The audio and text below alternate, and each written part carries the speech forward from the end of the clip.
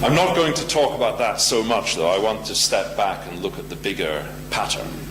And here, in a classic paper in Science in 1972, David Raup set up a very important dialectic that is still with us. We still have to care about this question that he established.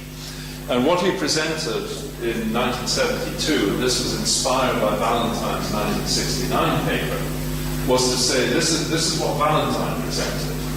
And Raup called it the empirical model, meaning it was based on raw data with no correction or further treatment, and simply documents in detail the rise and fall of species, marine species, through time. And of course he highlighted the end-Permian mass extinction as one of the phenomena that stood out.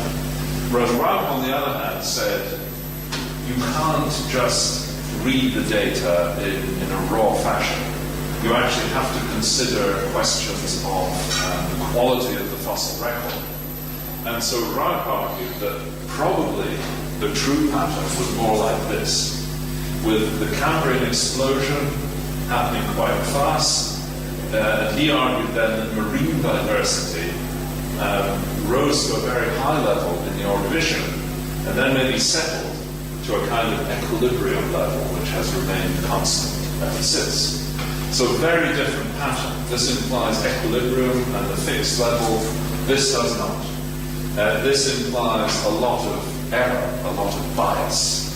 This does not. And so they're both opposite ends of a kind of way of interpreting the data. And this aspect still is there. It's a very important issue that we have not resolved.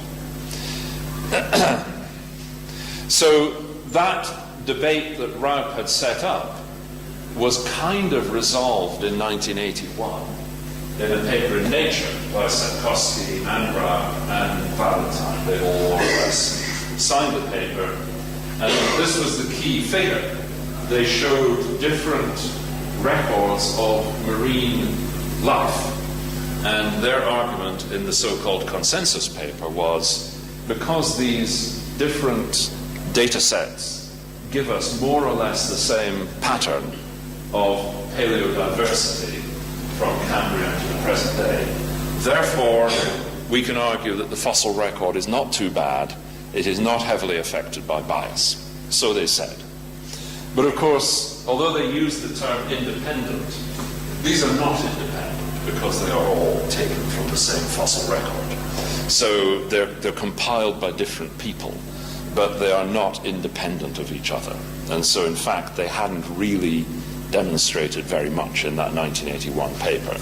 I wish they had. I would like to think the fossil record is great, but they hadn't done what they said they had done. Nonetheless, with that demonstration established, Sapkowski and others went ahead and did their classic work, which is now in all the textbooks is standard stuff. And I won't go through describing all of this. Some of you will be very, very familiar with this, and trying to understand, particularly focusing on marine biodiversity. The other theme, or one other major theme that emerged from this time, which is still very, very important, of course, is the concept of mass extinctions. We have to remember then that there are certain themes, like mass extinctions, that only paleontology can tell us about. These cannot be predicted from a study of modern life. You can only discover them and explore them. Of course, it seems rather obvious, but it has to be said. So Newell set it up, Valentine and Sapkowski and Raup and various others began the process of setting out methods of studying mass extinctions. People love them, of course, because of the dinosaurs and impacts and all of that wonderful stuff. But the database behind it, in many cases, is that classic work of Valentine and others, simply adding up numbers of families or genera or species through time, globally, regionally, for one group of organisms, for all groups of organisms, whatever. And that was the kind of approach that came from the paleobiological revolution. Of course, when we study mass extinctions, we have there are many other things that can be done. We can explore the nature of recovery from the extinction event, and I'm working on aspects of recovery from the end Permian mass extinction, and it's important to explore how important those mass extinctions were in creating modern biodiversity.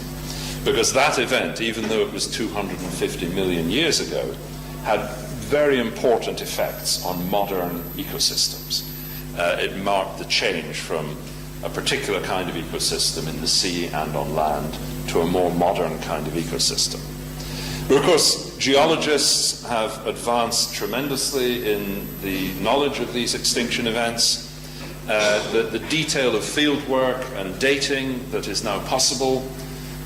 This is not, I can't possibly go into all the detail, but here's an example where we are looking at the Permian Triasic boundary in redbeds in Russia, and work in China has revealed a great deal of detail about the scale of that event.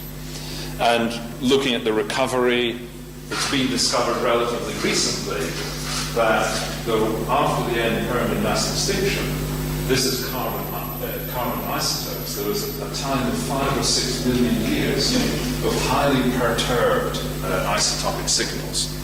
And so this is a new discovery that we have to take account of, that the Earth was continuing to experience bad conditions, and that affected the recovery. And being a little personal, this is part of what I love about what we get to do. I go to China, in fact I go on Saturday, and some of the localities are fantastic.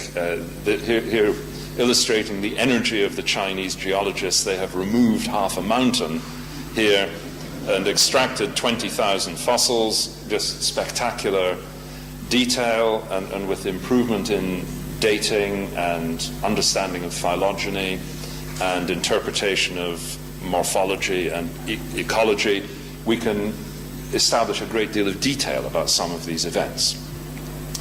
And we have the joy of working with wonderful artists sometimes. This is from Brian Chu, who is currently in Beijing, and he's made some new reconstructions of these Chinese Triassic marine ecosystems, and they really bring forward the excitement and wonder of the fossils. So that's a general history and background of some of the aspects of macroevolution that are still being discussed. I want to now talk briefly about this serious question of the quality of the fossil record, a point that David Raup brought out and which has still not been resolved. The difficulty for me and for many people, I think, is that we can see those 2 points that Raup made. So on the one hand, if we think about taphonomic filters, we can get very depressed. We think about our fossils, and that when an organism dies, an animal or a plant, the chances that it will become a fossil are very, very small. And so it's easy to get very pessimistic and think, yes, the fossil record is very poor. We only have a tiny, tiny amount of the number of species preserved. There are maybe whole phyla of soft-bodied organisms that will not be preserved. There's so much anatomical detail that we don't see. And so you can take a very negative view and think, yes, of course, the fossil record is not going to be very good as a witness of evolution. But then on the other hand, observations like Norell and Novacek in a paper in Science in 1992 make you stop and think, well, maybe it's not so bad. Because they pointed out that the order of fossils in the rocks normally matches the order of fossils implied in cladograms or phylogenies. And there's no reason that those two should agree, because the order of fossils in the rocks is determined by our understanding of geology and the way we collect stuff and the way stuff is preserved, whereas the shape of a phylogeny, sometimes even a molecular phylogeny, is not determined by the geological age of the fossils. It is determined by morphology. So the fact that in comparing rock age and cladogram age, for most groups they normally get reasonably concordant results, that was actually a high-level and quite impressive demonstration that probably the fossil record in this case is good enough. And so we use the term, or a term that's important in English, is adequacy. We're not actually asking, is the fossil record uniquely good or bad? We're asking, is it good enough for this particular question? And that's a more fruitful way to think about it. Because sometimes people just think about it in the abstract and think, yes, it's not that great. But if you frame the question, it may be adequate. There is an interesting debate that's going on at the moment and is not resolved, and that concerns higher level patterns. So in this diagram here, Cambrian to the present day, the black line is the marine fossil diversity signal, and the shaded line is the rock record, essentially. So this diagram is comparing the fossil record and the rock record. And it's commonly observed that these two co-vary. They show the same kind of pattern through time. And you can see there is some matching of peaks and so on as you go through this, at least until late Cretaceous, after which diversity seems to go on very fast, whereas the rock record continues in terms of volume of rock or the map area of rock, going up and down in various ways. And we know that some aspects of the rock record, these variations, are due to sea level change. At certain times sea level is high, like in the late Cretaceous, you get a lot of marine rock. At other times, with regression, you get less. So that goes up and down. Now, until recently, most people thought they understood what that meant. And they would agree with the bias model, which Andrew Smith in London and other people have explained clearly. And the argument of the bias model is that the rock record drives the fossil record. And so that when the amount of rock goes up, the number of fossils go up. And when it goes down, the number of fossils goes down. However, in 2005, Shannon Peters said, no, that's wrong. The rock record and the fossil record are connected, but they're not driving each other. They are both driven by a third factor. And he suggested, in this case, sea level change. And so that the rise in diversity of marine organisms, which coincides with the rise in sea level, is a kind of species area effect. If you double the size of the continental shelf by sea level rise, you double the diversity of life on the sea floor. And I think people stopped and thought, yes, actually, maybe there's some truth in that. A third suggestion we made a couple of years ago is that in certain cases, if it depends upon your metric of the rock record, if you are using map area or rock volume, that's probably okay.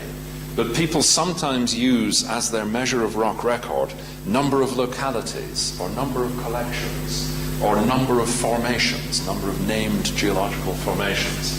And we explored that and discovered in many cases that those signals are actually often redundant with each other, statistically and operationally redundant.